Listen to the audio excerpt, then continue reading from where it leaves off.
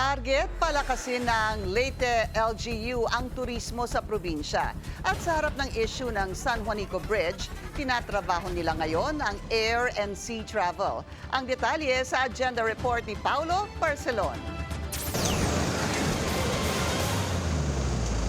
Tuloy lang ang one-way traffic scheme kada 15 minuto sa San Juanico Bridge. Nang madatna ng news team, kitang mabagal ang takbo sa tulay at bawal pa rin ang mabibigat na mga truck. Ayon sa Office of Civil Defense, malaking bagay na maraming truck at sasakyang may dalang essential goods ang nakakatawid na sa pagitan ng Samar at Leyte sa pamamagitan ng kanilang libreng sakay sa Roro. We also have 41 fuel tankers who availed of the service. That's a total of 403 na yung talagang heavy trucks, no, yung hindi natin mapapatawid talaga sa San Juanico, and problematic yung kanilang goods dahil either hindi ito masasalin or perishable yung goods, no.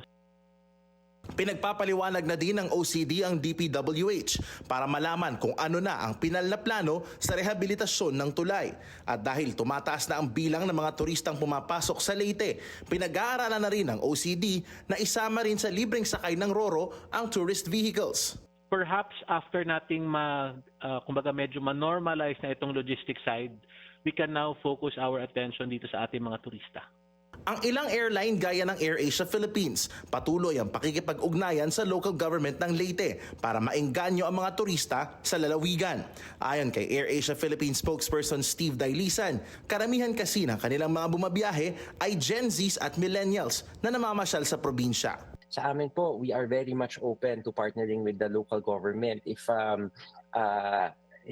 it means extending a certain or exploring certain rates to boost further yung tourism sa Tacloban other than the ones that we normally have. Like say for example yung double-digit promo namin or yung aming piso sale. Sa ngayon, ongoing ang promo fares ng AirAsia Philippines papuntang Tacloban, gaya ng 516 pesos one-way base fare na hanggang July 3, na ang booking ay para sa mga biyahe from July 2025 to March 2026. Para sa agenda, Paulo Barcelon, Bilyonaryo News Channel.